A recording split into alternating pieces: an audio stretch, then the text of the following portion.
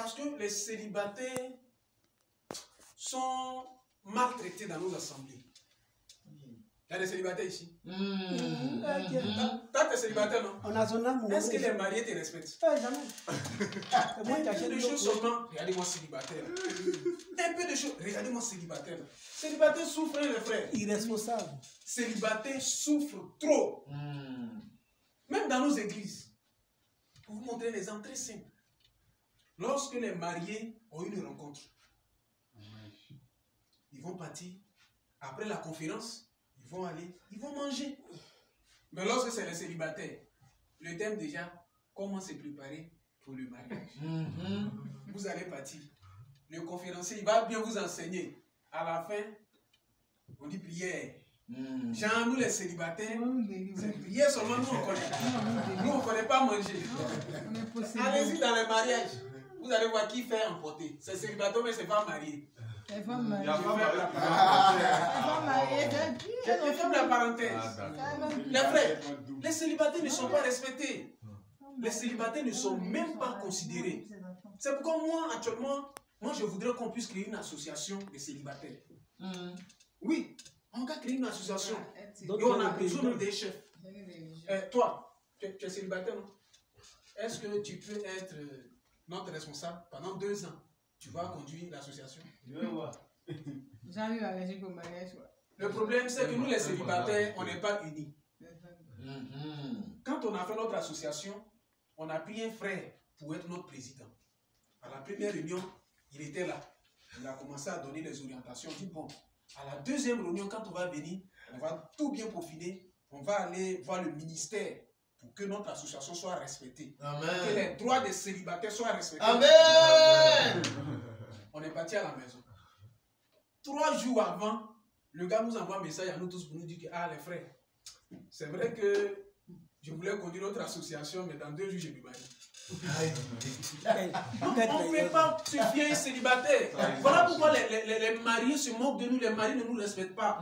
Parce que les célibataires ne sont pas sérieux dans ce qu'ils font. Ce n'est pas bien les célibataires. C'est pas bien. Et ce qui est encore plus grave, c'est que les mariés nous critiquent quand ils sont dans leur maison.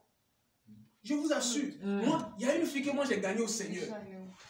Je suis son père spirituel. J'ai prié pour elle, tout ça, il a été baptisé du Saint-Esprit. Amen. Et par la magie ou le pouvoir de Dieu, un garçon l'a vu. Et puis ils sont venus la prendre pour aller marier. Moi-même qui suis son responsable, je suis encore célibataire. Hier soir, j'ai prié pour notre moment d'aujourd'hui. Et il était 22 h, je m'apprêtais à dormir. Et ma fille spirituelle m'a envoyé un message. Ma fille spirituelle qui est mariée là. Elle m'a envoyé un message. Elle me dit, Respo, bonsoir. Dans le message, hein. Respo, bonsoir. Voilà, actuellement, je suis dans les bras de mon mari. Et on est en train de critiquer les célibataires. C'est trop chic. Les maris là, donc, ils n'ont plus de sujet de causerie dans leur maison. C'est de nous les célibataires et ils parlent maintenant. Et ce qui est plus grave, quand il pleut, il faut aller sur Facebook, tu vas voir les publications. Et célibataire là, hein, il pleut, hein, vous faites quoi, mais prier pour le pays. Célibataire là, dormez. Il y a un tonton qui m'a trouvé à l'église. Et il me vient, il me voit. Ah, mon fils Erko, c'est comment? J'ai l'impression que vous les célibataires là, vous souffrez. Hein? Toi-même là, comment tu fais pour vivre? Il me demande comment il fait pour vivre. Il dit oui, tu vis comment? Il faut les célibataires, il ne sait pas où vous vivez comment.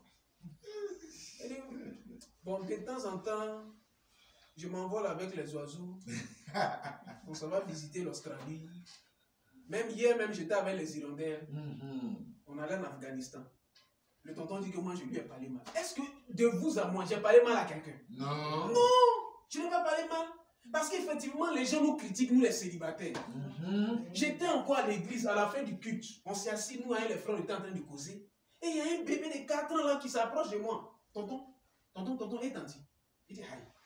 Tous mes amis qui étaient avec toi commençaient à dire, tu vois, célibataire en Turquie. Dieu a envoyé un enfant maintenant te parler. Ok, tu vas te marier. Il dit, les frères, vous ne savez pas ce qui se passe.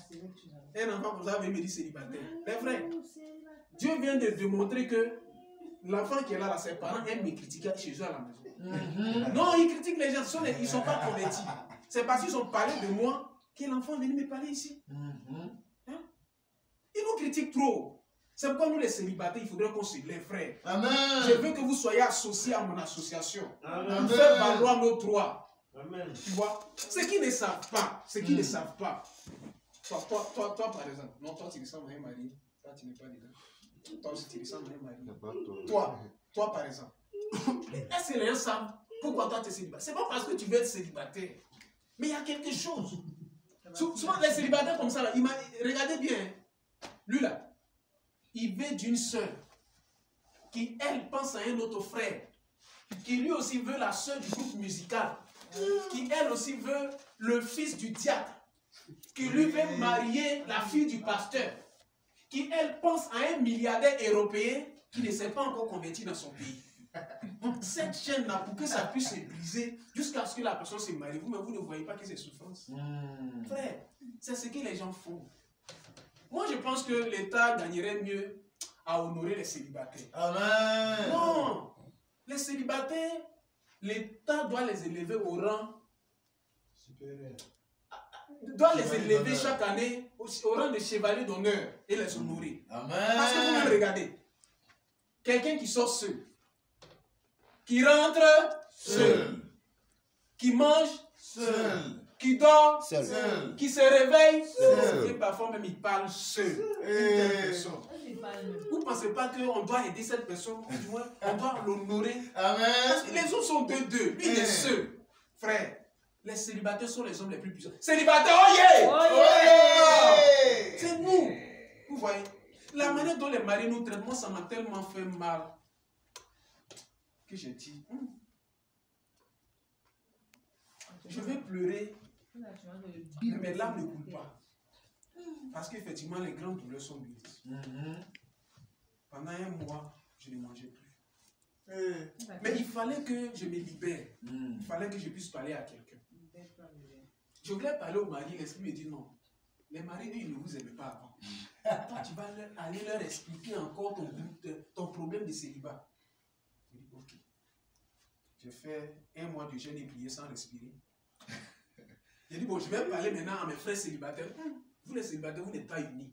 Voilà, tout de suite là, tu as demandé si quelqu'un veut être dans l'association, personne ne veut. Tout le monde veut s'engager. J'ai dit, ok. Donc, je suis rentré dans la maison. Je trouve ma grande soeur qui a fait coucher son enfant de 2 mois.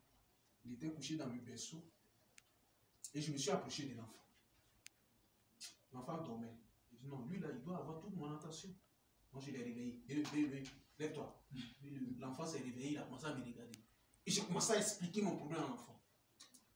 Tout ce qui s'est passé dans ma vie, toutes les situations que les maris nous font subir, j'ai expliqué à l'enfant. L'enfant ne pouvait pas supporter, l'enfant a commencé à pleurer.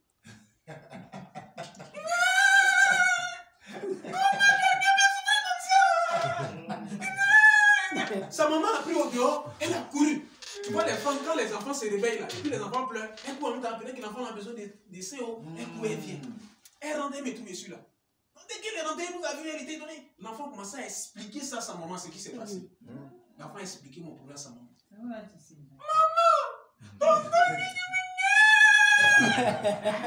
Sa maman a été touchée. Elle aussi, elle a commencé à pleurer. Et pendant qu'elle pleurait, notre voisine aussi, elle est enceinte de 3 jours. Et il y a quoi? C'est ta voisine, c'est ma voisine. Il veut me faire du fossé. Ça fait 3 jours. C'est qu'est-ce que c'est ma voisine? C'est moi seul ici. Donc ma voisine est rentrée. Que Dieu brise tes pensées. Donc ma voisine, elle a couru, elle est rentrée. Dès qu'elle est rentrée net, vous savez, les enfants, il y a une connexion entre les bébés. Donc l'enfant s'est connecté à l'enfant qui était dans le ventre de la femme. Et puis l'enfant lui a conté mon histoire. Donc quand le bébé dans le ventre de la femme a senti ça aussi, le bébé a commencé à pleurer. Et c'est moi, je suis parti prendre l'outil, j'ai essuyé. C'est là. Et puis je suis venu ici. Bon, je ne sais pas si derrière moi ils sont encore en train de pleurer. Donc je continue là-bas comme ça pour les consoler. Que Dieu vous bénisse. Amen.